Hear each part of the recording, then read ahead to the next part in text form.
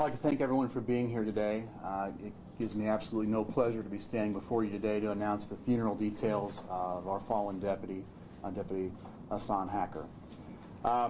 This news conference today will be going over the actual plan and the program schedule for Thursday at Christian Fellowship Church. We won't really be discussing anything in terms of the investigation into the deputy's death. This press conference is mainly to discuss the actual arrangements for Thursday and to allow the media to have as much planning as possible so that we can have a coordinated event to where the public, which obviously is going to generate substantial public interest, want to make sure that the media has access to everything they need to have access to, while at the same time preserving the privacy of the family. We're fortunate today to have with us Mr. Danny Overly with the State FOP Critical Incident Team. I'm very grateful to have their support, along with the support of the local FOP and countless other agencies that are too numerous to mention right now. But Danny is going to discuss the details of the day and walk through the program and so how we can best coordinate the media's response there so that we can have an efficient and respectful funeral to recognize the sacrifice of our deputy. So without further ado, I'm going to turn over to Danny Overly with the State FOP. Thank you.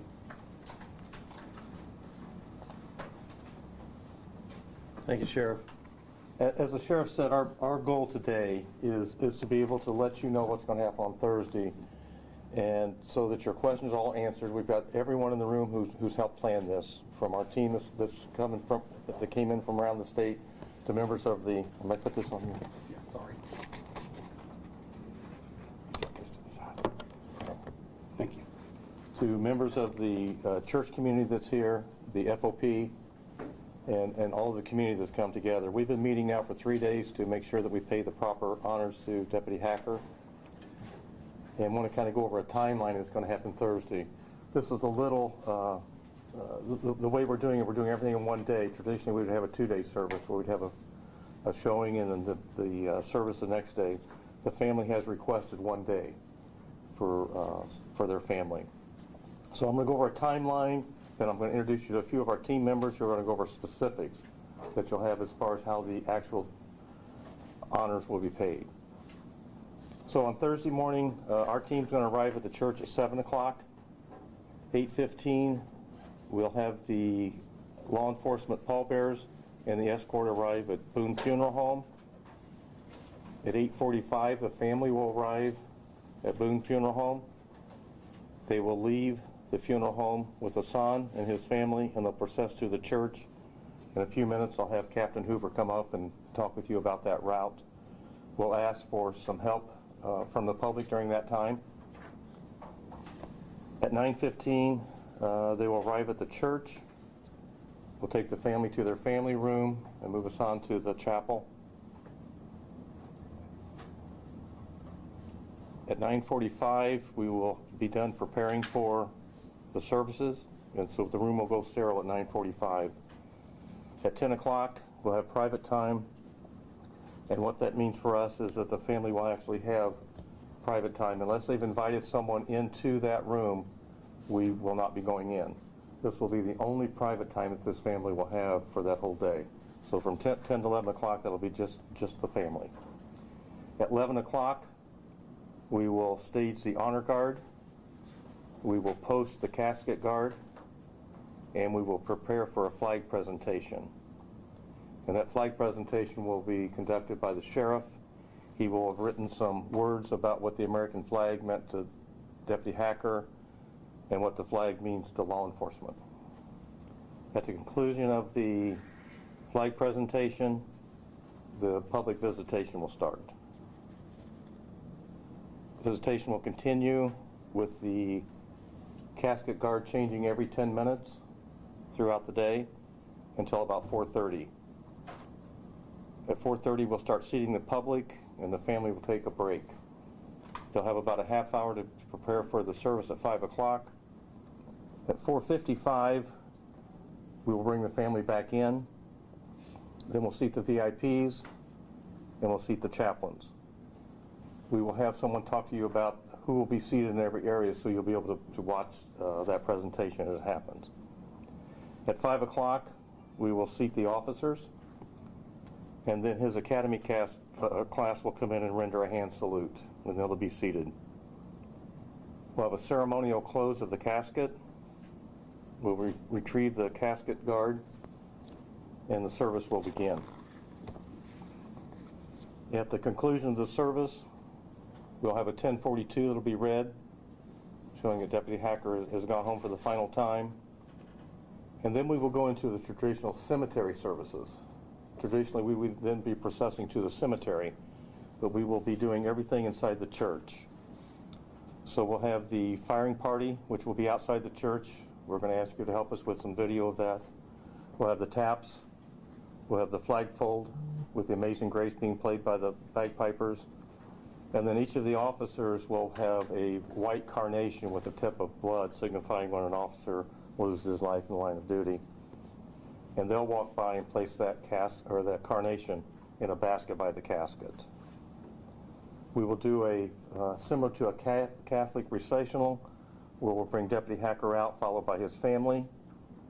He will be greeted outside by a host of people, and we'll go over what that looks like. It would look just like if he was at a cemetery. They will place him in the coach, and then there'll be a processional away from the church under the garrison flag. So that's an overview of what it looks like for the day. But I want to get into specifics for you, because I know you have the questions of where you can be and what you can do. We work with the church. We're going to be able to do a pool camera. They will be filming everything inside the church that's inside the actual sanctuary. We're going to need some help from you to help film some things that'll be outside the sanctuary and outside the church, primarily being the 21-gun salute, the taps, and issues that we'll have there, and then also the recessional outside the church through the garrison flag. So the first I want to bring up to talk about, and we're just going to kind of go in order here. Since we're going to be pooling this camera, I think it's important you know who's going to be seated and where they're going to be seated, and the reason we put those people in those seats, so you'll have your questions answered ahead of time. So I'd like to introduce Officer Blake Lytle from Carmel Police Department. He's part of our critical incident team, and he's in charge of all of our seating. And then after that, we'll go into some of the other honors. How many media outlets do we have? I would like to provide some maps for your reference.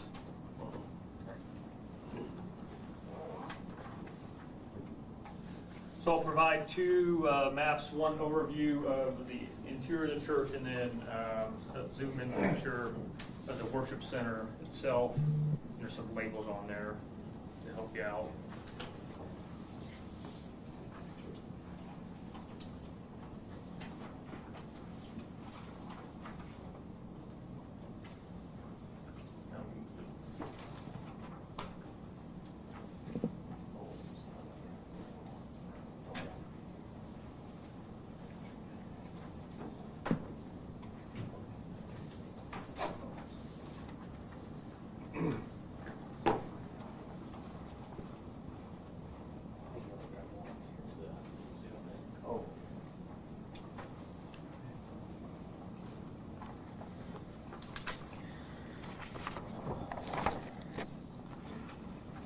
Okay, so the first map, this is the overall picture of the interior of the church itself.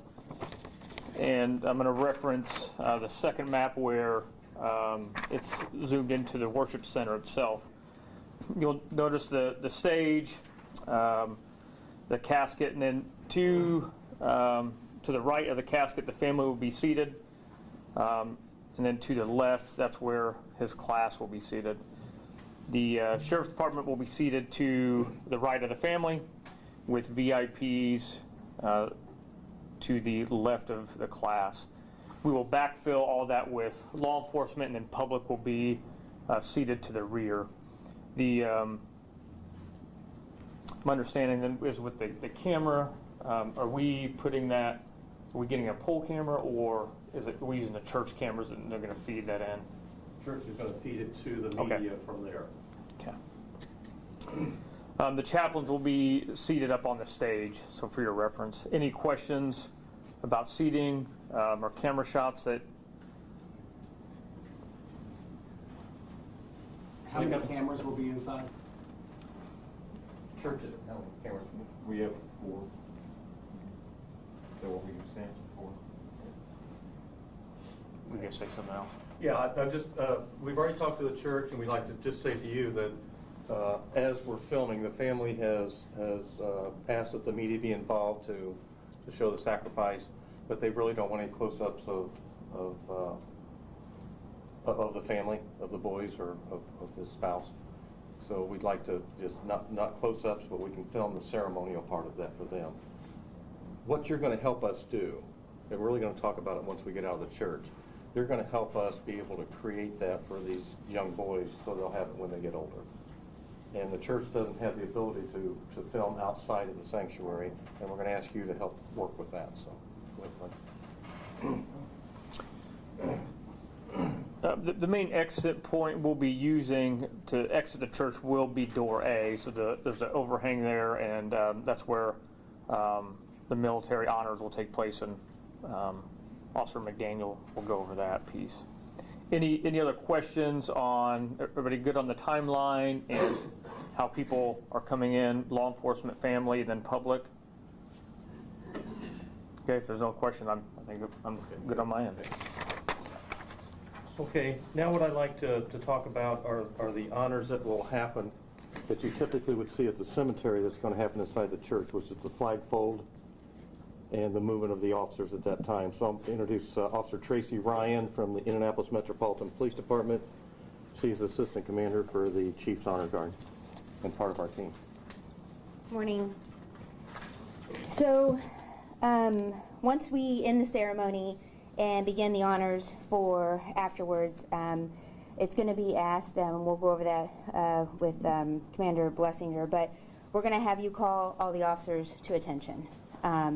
And we're going to then go through present arms. At that time, the firing party is going to be given the order to fire 3 volleys.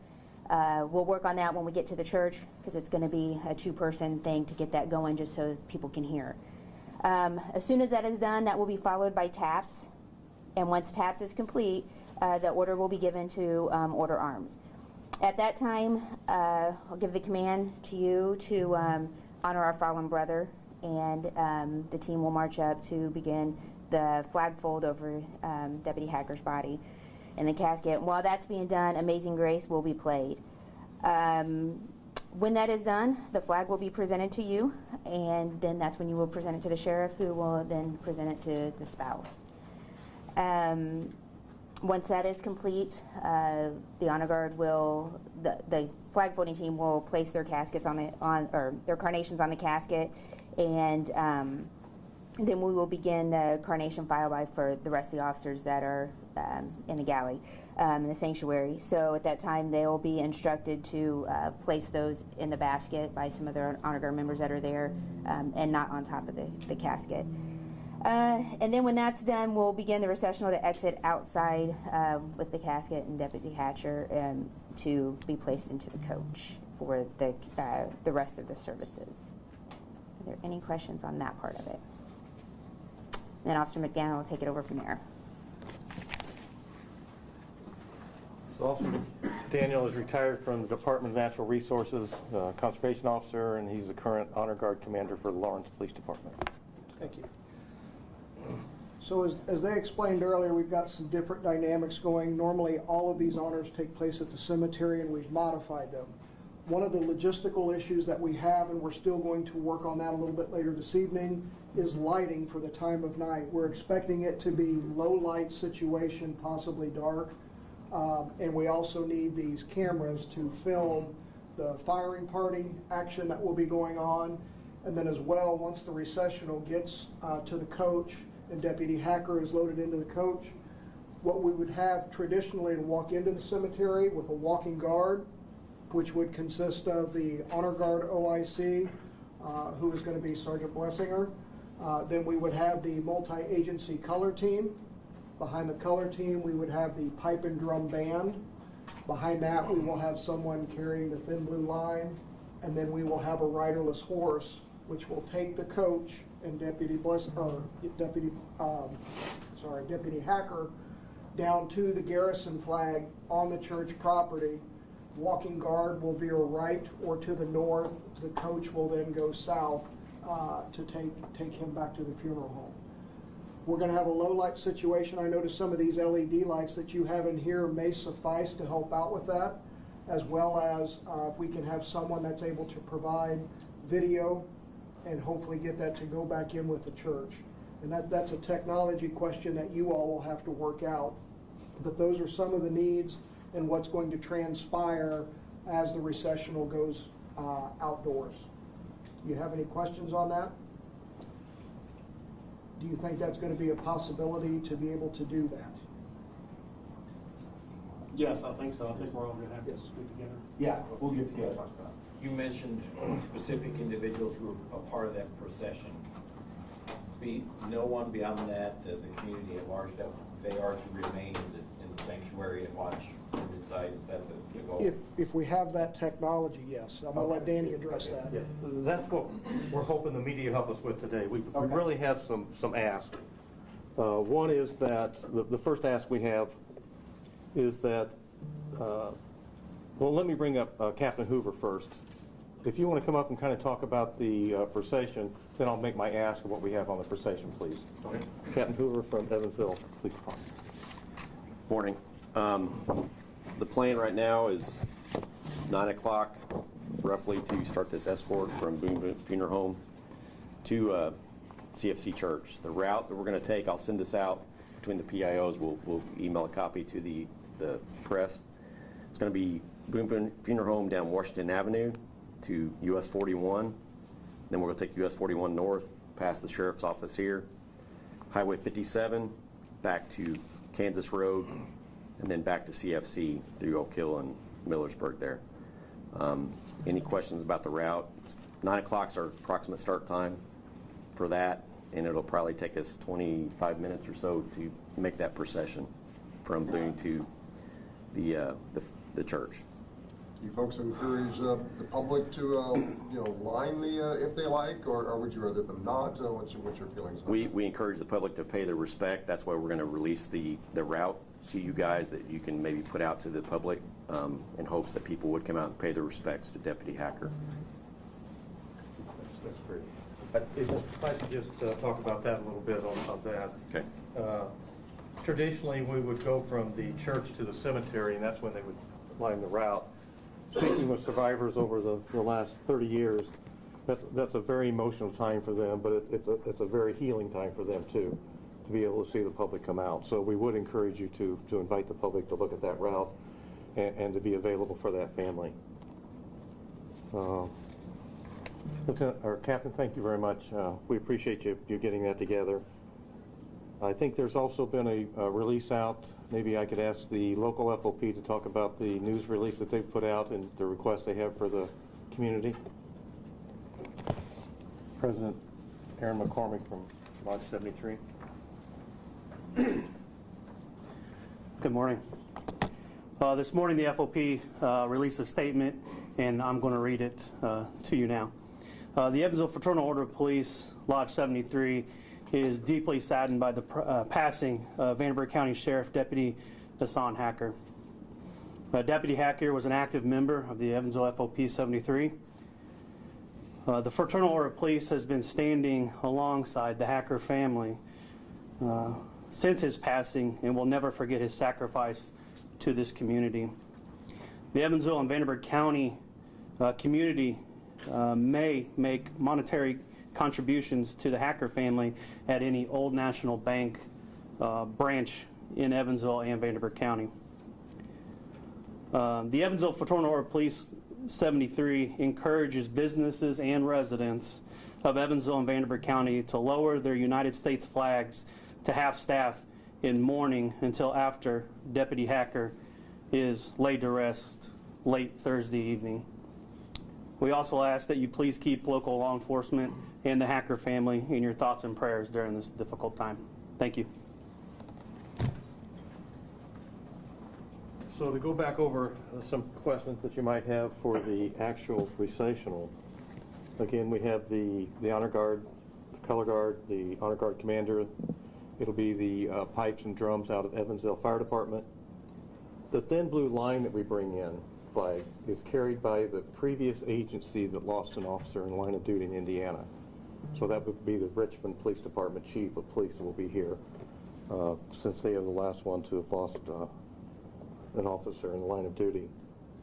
The riderless horse will have the boots backwards, signifying the loss of a comrade, and they will make their procession down to the garrison flag, which will be hoisted by the fire department here. Your main contact over the next couple of days is going to be Lieutenant Schnell. He's right here, so he will give you the information. Anything you have, he will be the one that will be there that morning, be receiving you. Again, we would welcome the professional staff of the media to be in there, just with no cameras inside, but do want to work with you in the church to help us do the outside. Any recommendations you can give us would be helpful. We looked at the facility last night, and it was pretty dark out there. We wasn't there till about 9 o'clock when we finished our meeting, so we want to look again tonight at 6 o'clock and see what that looks like. I want to say, and then we'll go into questions, I want to thank the sheriff and the Evansville Police Department, the Evansville FOP, the local community. We had a resource meeting yesterday, and it was very well attended. And the community has done a great job stepping up and honoring Deputy Hacker. And on behalf of our 350,000 members around the country, our condolences to each of the community members here and to the Deputy Hacker's family. I think that gives you an overview of what we're doing. We have our final organizational meeting tomorrow to finalize this. The sheriff will be putting together some text for us, and then we'll be prepared to go on Thursday morning. Have I missed anyone that's here? We have the chaplain who will be conducting the services here. We have our professional staff from the churches here. So we've tried to bring everyone here if you have any questions what's going to happen. Unfortunately, doing these services throughout the years, we found that by bringing you together, we can get your questions answered here. Then you'll be prepared for what you need to have on Thursday morning, because you're our friends in this. You're our friends in helping this family pay their respect. So, any questions? Who can be our main contact to help us work with the church on the camera and helping us outside and maybe some possibility of some lighting? With the church? Yeah, this would be outside the church. Work with them on the pooling to start with inside the church, and then help us if we could get some cameras to help with our firing squad outside, and then also to help us once we bring Deputy Hacker outside with his family for the recessional. If we could get some help with that, because Sure. I'd like to see if you could film it and then get it captured back into their facility if there's any way that could happen. I'm sure it's possible. Can we ask a couple of you to take that obligation and meet with the church people and then give us the idea of how that might happen? Sure. That would be extremely helpful. Yeah, absolutely. Thank you very much. Again, I appreciate you coming in.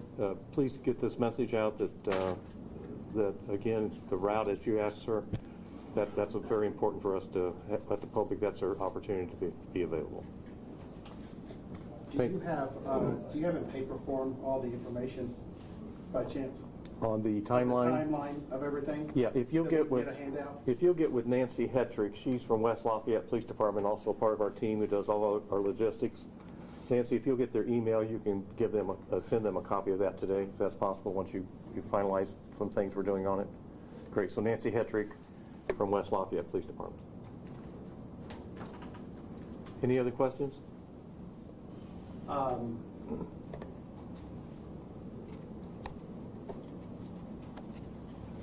Maybe a question or two for the sheriff if Sure. if nobody has anything else. Thank you all for being here and for assisting us in honoring our fallen deputy. Again, I want to reiterate that this is a planning meeting, informational meeting for the services on Thursday. Any questions that stray beyond that, I'm going to have limited information that I can impart, but I certainly want to open it up at this point to any general questions. Can you tell us how the department is holding up after this tragedy? It's rough.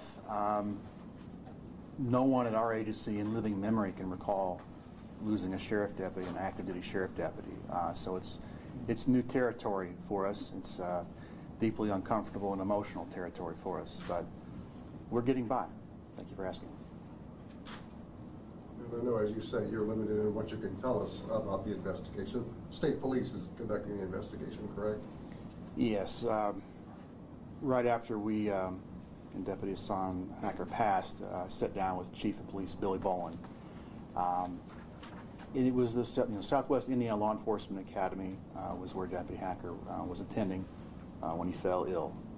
And Chief Bowen and I both thought it best that given that it was involving our deputy and an academy that was being run by the Evansville Police Department, it would make the most sense to have the Indiana State Police come in and do the death investigation. And that's a decision that I still stand by today. And so we're going to let the professionals at the Indiana State Police, who have my complete confidence, do the investigation and then release their findings in their time. You mentioned the academy. Can you tell us, is training continuing at the academy? Has anything changed there? I don't have that information in front of me right now. I don't know, honestly. Sheriff, I've never attended one of these planning meetings. And Me either. And, you know, it shows, you know, how much of a community you guys are and how you guys come together. Can you speak to that a little bit? Yeah, it's overwhelming. I was flooded with text messages and emails and calls from folks that I had never met or even heard of, but they came out to offer their condolences and support. So I've said this before. I think Evansville is a pretty special place when it comes to law enforcement, and we see some of our sister and brother agencies around the country that don't seem to have the same level of support that Evansville offers its police officers and sheriff's deputies. And completely, you can see that in this instance, this very trying time for our agency. You can see that level of support manifest itself in the overwhelming outpouring of support that the community has offered us, and it is deeply appreciated, and it's not something that I or the rest of my staff will ever forget. Hey, Sheriff, I know unfortunately this isn't the first time the state has lost a sheriff's deputy or an officer. I know a lot of times, you know, different agencies will come in. Is that something that you guys are expecting to have on the day of the service as well? We are. We're expecting to see a large contingent of sheriff deputies and police officers from the region come and attend the funeral. Unfortunately, not the only officer that was recently lost. The Indiana State Police is mourning the loss of one of their master troopers up north. These things happen, and sometimes they happen in a short amount of time. And so, I would expect that you know, our funeral arrangements are being made for Thursday, and I don't yet know off the top of my head when the funeral arrangements are for the trooper that lost his life up north. But a lot to be done this week and next week in this state regarding honoring two separate officers who made the ultimate sacrifice. You mentioned a large contingent of sheriff's deputies coming. Do we know, like, roughly how many officers will be a part of this ceremony? We're not going to turn anyone away. We expect to have the church filled to capacity, and then into the wings of the church beyond that. We don't know yet. We sent out a regional broadcast and received a lot of confirmations that folks will be attending, and so we will accommodate everybody one way or the other. Any other questions? Back to his question just a little bit. Will you guys are you going to have your deputies on, all of them on duty that day?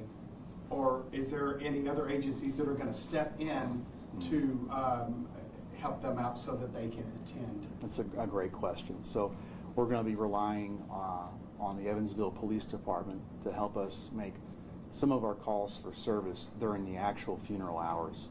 In addition, the Warwick County Sheriff's Office and the Posey County Sheriff's Office has graciously volunteered to assist us with keeping up our manpower requirements during the time of the funeral. And the Indiana State Police is going to assist as well. So when times like these occur, it's nice to have friends in the business that can help you out. And we would do the same for any agency in the region that was having the same kind of issue. And so we're coming together, and we're going to make sure that we answer all our calls for service. The public will notice no degradation in the service they get.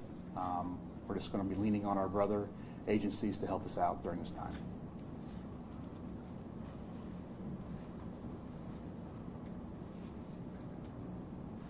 Any other questions? much. Okay, again, just as a recap, Lieutenant Matt Schnell is going to be handling the news media liaison duties the day of the funeral. Off camera, he will give you his phone number so you can contact him. We appreciate your help in making sure that this goes as seamlessly as possible, and for your assistance in honoring our fallen comrade. Thank you.